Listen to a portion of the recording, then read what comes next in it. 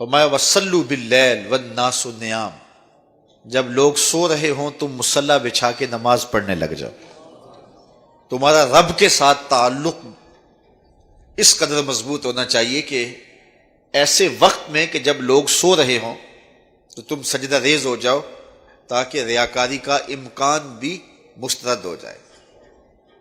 تو یہ چار کام جب تم کرو گے، رسول کریم نے ارشاد فرمایا تدخل الجنہ بالسلام، جنت میں سلامتی سے داخل ہو جاؤ۔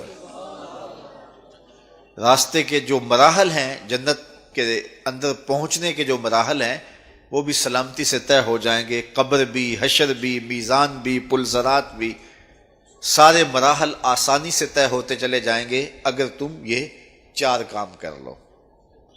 ان تین کاموں کا تعلق ہماری معاشرتی زندگی سے ہے، اور رات کی تنہائیوں میں مصلی بچھا کے نماز پڑھنا، اس کا تعلق جو ہے وہ ہماری نجی زندگی سے ہے، اور وہ جتنی تنہائی میں ہو اس قدر ہی اللہ کی رحمتیں زیادہ اترتی ہیں۔ دکھلاوے کی نمازیں اللہ قبول نہیں کرتا۔ قرآن مجید میں سورہ ماعون کے اندر ارشاد فرمایا سو خرابی ہے ان نمازیوں کے لیے جو اپنی نمازوں سے غافل ہیں اور لوگوں کو برتنے کی چیزیں بھی نہیں دیتے۔ معمولی چیزیں جو ایک دوسرے کو ہم عاریتاً دے دیتے ہیں وہ بھی نہیں دیتے اور نماز پڑھتے ہیں۔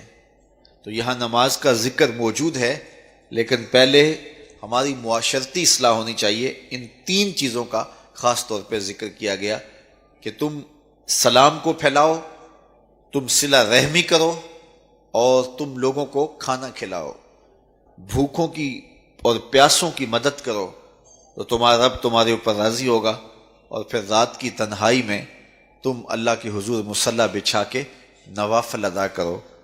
ایک روایت میں آتا ہے کہ جب کوئی شخص رات کی تنہائی میں اٹھتا ہے اور اپنی بیوی کو اٹھاتا ہے، وہ نہیں اٹھتی، خیر یہ وضو کرنے چلا جاتا ہے تو واپس آتے ہوئے چلو میں تھوڑا سا پانی لے آتا ہے، اور پانی لے کر کے اس بیوی کے اوپر اس پانی کو چھڑکتا ہے تو وہ اس سے اٹھ جاتی ہے۔ تو یہ مصلی بچھا کے نوافل پڑھنے لگ جاتا ہے، اور وہ بھی اٹھ کے وضو کرتی ہے، اور پھر وہ آتی ہے تو یہ نوافل پڑھ رہا ہوتا ہے، چارپائی کی دوسری سمت مصلی بچھا کے وہ بھی نوافل پڑھنے لگ جاتی ہے۔ حدیث میں آتا ہے جب وہ دونوں نوافل پڑھنے لگ جاتے ہیں رب مسکراتا ہے، اپنی شان کے مطابق رب مسکراتا ہے کہ میرے بندے کس طرح مخلوق سے چھپ کے میرے حضور سجدہ ریز ہیں۔ تو راتوں کی تنہائیوں میں جب لوگ سوئے ہوئے ہوں تو اس وقت سجدے کا ویسے لطف بھی اپنا ہی ہوتا ہے، چونکہ کوئی دیکھ رہا ہو تو کئی طرح کی باتیں ذہن میں آئی جاتی ہیں، لیکن تنہائی ہو، اندھیرا ہو، کوئی دیکھ نہ رہا ہو تو پھر اس کا اپنا لطف ہوتا ہے، اور سحری کے وقت اٹھ کے نماز پڑھنے کا سرور بھی اپنا ہے۔